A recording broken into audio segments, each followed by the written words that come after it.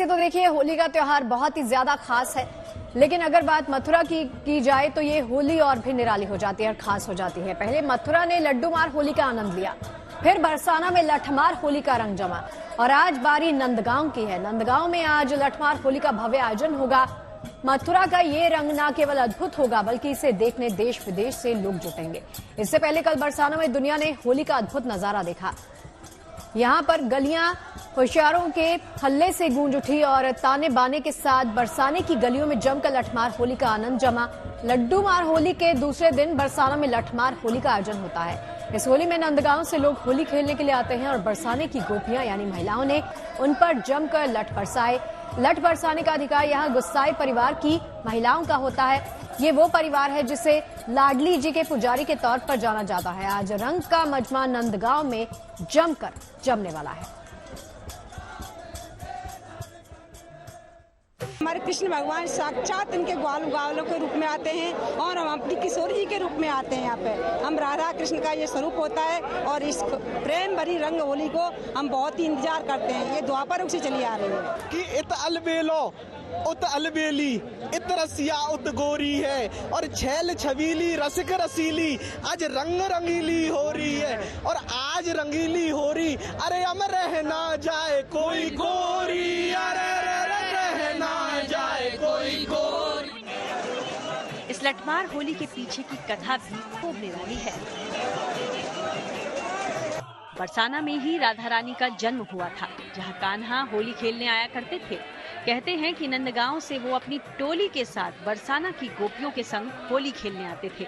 इस दौरान भगवान श्री कृष्ण राधा रानी संग ठिठोली करते थे, जिसके बाद वहां की सारी गोपियां उन पर लाठियां बरसाती थीं और इससे बचने के लिए वो ढाल का इस्तेमाल करते थे। ठीक उसी तरह आज भी बरसाने में ये लठमार होली खेली जाती है, जिसमें नंदगांव के हुरियारे यानी पुरुष और बरसाना की हुरियारिनें यानी महिलाएं शामिल होती हैं। इस दौरान रंगों के साथ गीत संगीत का रंग भी देखने लायक होता है।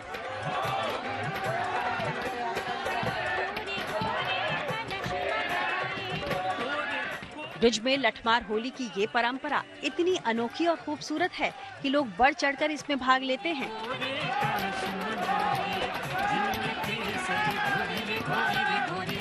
हर बार की तरह इस बार भी बरसाना की गलियों में ढप मृदंग चंग झांझ झालरियों की धुनों पर नाचते गाते आस्थावान लोग भगवान कृष्ण और राधा रानी की प्रेममयी लठमार होली में शामिल हुए।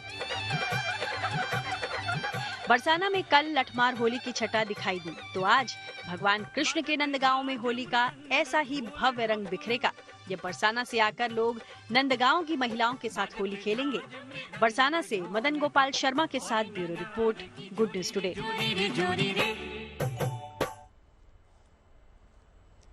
रंगों से गुलजार बाजारों में अलग अलग किस्म की पिचकारियां भी मिल रही हैं। चुनावी मौसम में मोदी योगी की तस्वीर वाली पिचकारियां भी लोगों का ध्यान अपनी ओर खींच रही हैं। बच्चों से लेके बड़ों को ये पिचकारियां पसंद आ रही हैं। उत्तर प्रदेश के इटावा से लेके चंडीगढ़ तक नेताओं के चित्र वाली पिचकारी। दुकानदार भी मान रहे हैं कि इन पिचकारियों की बिक्री अधिक हो रही है। बीजेपी की 2 पिचकारियां हैं, एक छोटी और बड़ी। इनकी क्या कीमत है और ये नए डिजाइन की है? इसमें मोदी योगी भी छपे हुए हैं। ये 100 रुपए की है और ये 200 रुपए की। बड़ी वाली डिजाइन के ऊपर है। डिजाइन के ऊपर है। डिजाइन जैसी होगी वैसी इसकी कॉस्ट होगी। कैसी डिमांड है इसकी? ठीक है, माल खत्म भी हो गया। माल खत्म भी हो गया? खत्म भी हो गया। तो अब चुनाव भी माहौल आ गया है। लगभग इसके दोनों के 1000 पीस आए थे, खत्म भी हो गया। इटावा में अगर पिचकारियों का बोलबाला है तो चंडीगढ़ में थंडर सिलेंडर और गन कलर शॉट भी खूब तेजी से बिक रही है। चंडीगढ़ की सबसे बड़ी रंगों की होलसेल मार्केट ग्राहकों से भरी है। होली के त्योहार के लिए एक हफ्ते का समय बचा है, लेकिन अगर हम मार्केट की रौनक की बात करें तो इस बार पिछले साल के मुकाबले हैं वो काफी ज्यादा रौनक और वैरायटी देखने को मिल रही है। दुकानों पर बाहर है। लोगों का हर्बल और ऑर्गेनिक रंगों के प्रति पहले के मुकाबले ज्यादा रुझान देखने को मिल रहा है। की बार गुलाल गन वगैरह कुछ नहीं आई है, फोग है, स्मोक है, स्प्रे नॉर्मल चलते ही हैं जैसे है ना। बाकी कलर के अंदर क्वालिटीज बहुत अच्छी अच्छी आ गई है। पहले जैसे मिक्सिंग आती थी, अब की बार हर्बल में चल रहा है सब कुछ, ऑर्गेनिक में है सब कुछ। तो बेसिकली यही है सब कुछ कि पहले से काफी अच्छी अच्छी चीजें हो गई है। जैसे जैसे होली करीब आ रही है, उसके रंग और उमंग लोगों को जोश से भर रही है। रंगों के इस त्योहार में सियासत का रंग भी घुल मिल गया है, लेकिन भावना एक ही है, बुरा न मानो होली है। इटावा से अमित तिवारी के साथ चंडीगढ़ से Lalit Sharma, good news today. Holi में देखिए हर कोई अपने ही रंगों में रंगा हुआ नजर आता है, लेकिन ये रंग और मस्ती आपकी खुशियों के रंग में भंग ना डाले, इसीलिए इस मौके पर अपनी स्किन का ध्यान देना बहुत ज्यादा जरूरी हो जाता है। ऐसे में चलिए जान लेते हैं कि कैसे होली के इस खास मौके पर आप अपनी स्किन का ध्यान रख सकते हैं। साथ ही अगर आप होली खेलने का प्लान बना रहे हैं तो किन किन बातों का ख्याल आपको रखना चाहिए, आप होली पार्टी को बिना स्किन को नुकसान पहुंचाए एंजॉय कैसे कर सकते हैं वो समझिए। होली खेलने से पहले स्किन को अच्छे से आपको मॉइस्चराइज कर लेना है। कुछ भी आप यूज कर सकते हैं, वैसलीन, किसी प्रकार का ऑयल अपनी स्किन को मॉइस्चराइज करने के लिए। रंग को छुड़ाने के लिए फेस वॉश का इस्तेमाल कीजिए। होली खेलने से पहले नारियल तेल जरूर लगाएं। स्किन ड्राई है तो तेल या पेट्रोलियम जेली का इस्तेमाल भी कर सकते हैं। सनस्क्रीन का इस्तेमाल आपको जरूर करना है ताकि आप रंग और धूप से बच सकें। ऑर्गेनिक रंगों से अगर आप होली खेलेंगे तो ये होली आपके लिए और भी ज्यादा मजेदार हो जाएगी। देश भर में होली का रंग चढ़ने लगा है। जैसे जैसे तारीख करीब आती जा रही है, फिजा में फागुन की मस्ती छलकने लगी है। बाजार रंगों और पिचकारियों से सज गए हैं। कैसी है देश भर में होली की तैयारी, देखिए हमारी इस रिपोर्ट में।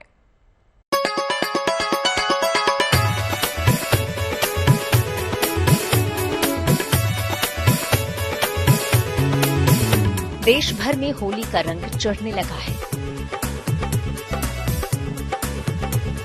फागुन की मस्ती छाने लगी है। मान्यताएं और परंपराएं निभाई जा रही हैं। रंगों का कारोबार चल पड़ा है। बाजार रंगों और पिचकारियों से सज गए हैं।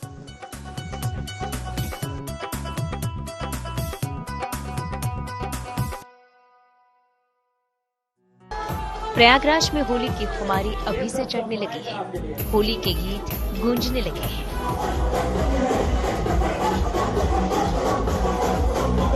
होली मिलन समारोहों में युवा होली के गीतों पर जमकर ठुमका लगा रहे हैं।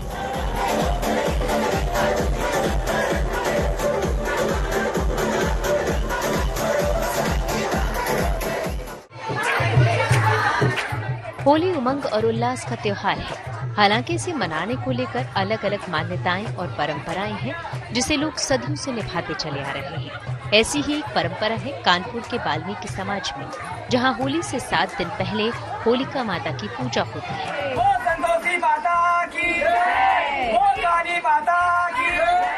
इस दिन महिलाएं श्रृंगार करके होलिका की पूजा करती हैं और उन्हें पारंपरिक भोग लगाती हैं।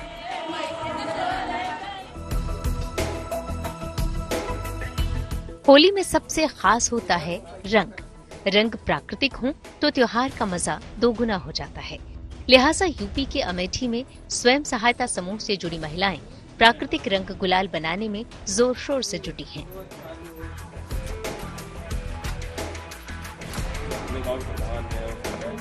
गाय के गोबर और चुकंदर, पालक, लौकी जैसी सब्जियों के रस को मिलाकर यहाँ तैयार हो रहा है प्राकृतिक रंग और गुलाल।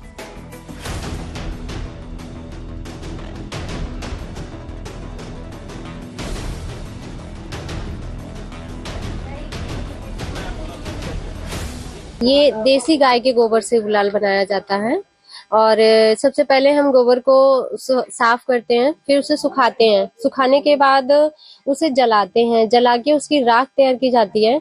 राख की अच्छी तरीके से छनाई करते हैं। फिर हम उसमें प्राकृतिक कलर मिलाते हैं। खेती से जो भी सामान मिलते से हरे रंग के लिए पालक का प्रयोग कर लेते हैं और गुलाबी रंग के लिए चुकंदर का प्रयोग करते हैं। इस तरीके से हम ये प्राकृतिक गुलाल बनाते हैं, जिससे हमारी त्वचा को और भी लोगों की, किसी की भी त्वचा को कोई नुकसान ना हो।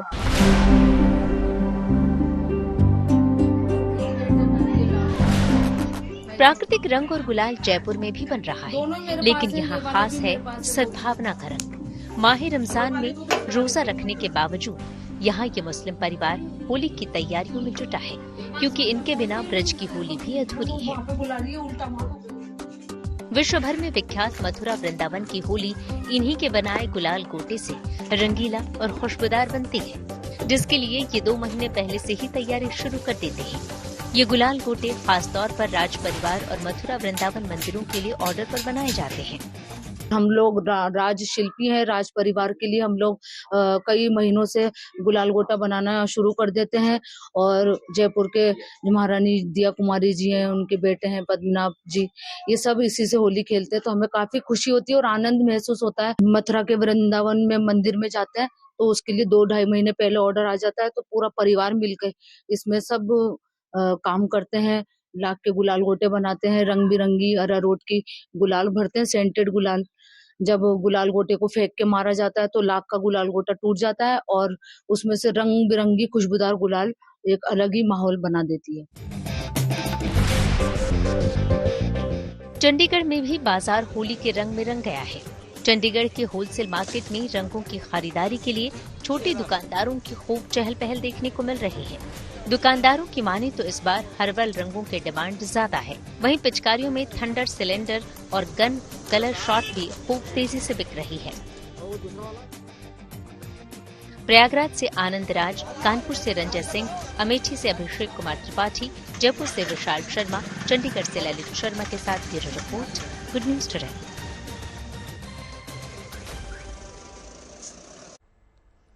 और चलिए सीधे आपको अयोध्या लिए चलते हैं। रामनगरी अयोध्या एक बार फिर से उत्सव की तैयारी में लग गई है। प्राण प्रतिष्ठा के बाद एक बार फिर से अयोध्या में उत्सव की तैयारी की जा रही है, क्योंकि 17 अप्रैल को रामनवमी का पर्व है। ऐसे में भक्तों में जबरदस्त उत्साह है। मंदिर ट्रस्ट ने भी तैयारी भक्तों की भीड़ को ख्याल में रखते हुए जोर शोर से करनी शुरू कर दी है। एक तरफ अयोध्या में होली के रंग बिखर रहे हैं तो दूसरी तरफ रामलला के जन्मोत्सव की तैयारी भी जोर शोर से की जा रही है। रामलला की प्राण प्रतिष्ठा के बाद भव्य राम मंदिर में पहली बार राम जन्मोत्सव का आयोजन होना है। ऐसे में तैयारी भी दिव्य और भव्य की जा रही है। 17 अप्रैल को रामनवमी का पर्व मनाया जाना है और उम्मीद है कि इस बार अपने आराध्य के दर्शन के लिए अयोध्या में भक्तों का हुजूम उमड़ेगा। ऐसे में क्राउड मैनेजमेंट के लिए खास प्लान तैयार किया जा रहा है ताकि राम भक्तों को कोई दिक्कत न हो और व्यवस्था ठीक रहे।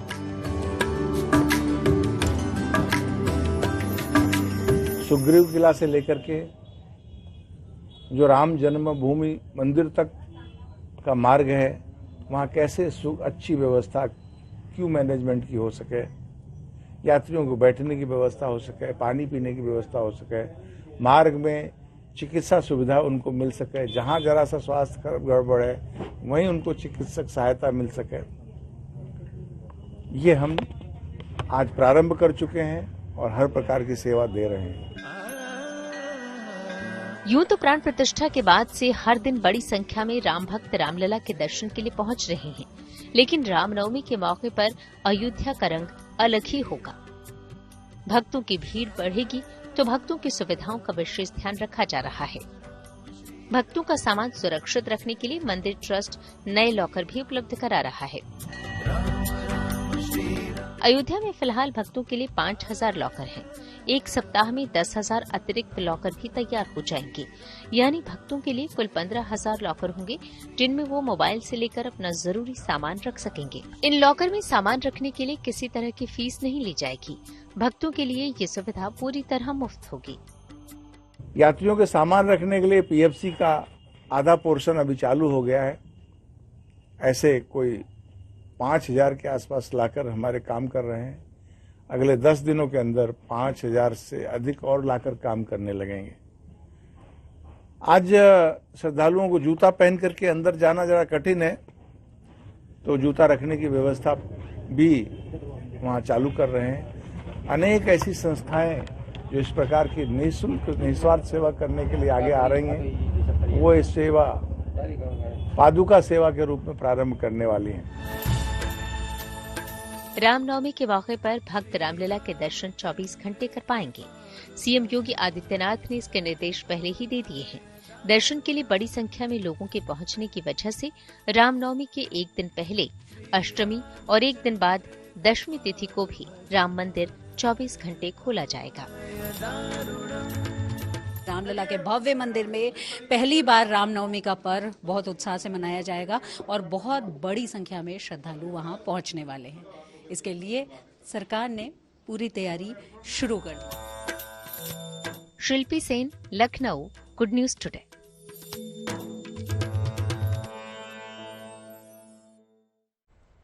सर्दियां खत्म होने के साथ ही कश्मीर वादी फूलों से महक उठी है। पेड़ रंग बिरंगे फूलों से सजे दिख रहे हैं। ये मौसम बेहतर फसल का संदेश लेके भी आता है। मौसम बदलने के साथ ही कश्मीर में समर टूरिज्म की शुरुआत भी हो गई है।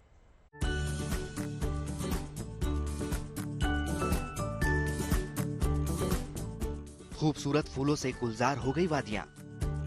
रंग बिरंगे फूलों से सज गए चेरी और बादाम के पेड़। जम्मू कश्मीर की वादियां कुछ दिनों पहले तक बर्फ से ढकी दिख रही थी, लेकिन बसंत का महीना आते ही पूरी वादियों के नजारे बदल गए। अब हर तरफ कुदरत की खूबसूरती की बेमिसाल तस्वीरें दिख रही हैं। पेड़ पौधे जो हैं फूलों से भर आए हैं और कई सारे फूल हर तरह इन पेड़ पौधों पर उमड़ आए हैं, जो कश्मीर में बहार की मौसम की शुरुआत है। कश्मीर में इस मौसम को काफी मनाया जाता है, काफी खुश होते हैं लोग, क्योंकि लंबी सर्दियों के बाद एक बार फिर किसानी का काम शुरू हो जाता है और जितने पेड़ों पर ये फूल उमड़ आते हैं उसी से अंदाजा होता है कि आने वाले साल की फसल कैसी होगी। मार्च के महीने में जम्मू कश्मीर में बहार आ जाती है। सूखे पड़े पेड़ों पर नए पत्ते और फूल पनपते हैं। मवेशियों को हरी घास की सौगात मिल जाती है। बाहर का मौसम मार्च के महीने से ही शुरू हो जाता है, क्योंकि इसमें जो सर्दी का मौसम होता है उसके बाद ये शुरू होता है। मार्च के महीने से लोग बहुत खुश होते हैं और इसके बाद जमींदारी का काम शुरू होता है। जमीन में खेती बाड़ी का काम शुरू करते हैं। इसके बाद खेती बाड़ी के काम के साथ साथ बाग फसल के साथ साथ और सारे काम करते हैं। साल भर में ये मौसम ही कश्मीर में सबसे ज्यादा खुशहाली का मौसम माना जाता है। इस मौसम के साथ ही कश्मीर में समर टूरिज्म की शुरुआत हो जाती है। जम्मू कश्मीर से अशरफ वानी के साथ गुड न्यूज टुडे। हमारे देश में ना पिछले कुछ सालों में फूड ब्लॉगर्स काफी तेजी के साथ बढ़े हैं। अलग अलग एरिया के खाने लोगों तक ये फूड ब्लॉगर्स पहुंचा रहे हैं। ऐसे में लोग भी अलग अलग स्वाद को चखे बिना रह नहीं पाते। ऐसी ही एक महिला है, नाम है इनका चंद्रिका गेरा दीक्षित, जो रहने वाली तो इंदौर की है, लेकिन दिल्ली में उनका vada pav coat social media में काफी वायरल है, काफी सुर्खियां बटोरा है। तो क्या है चंद्रिका की ये मजेदार सी कहानी, देखिए।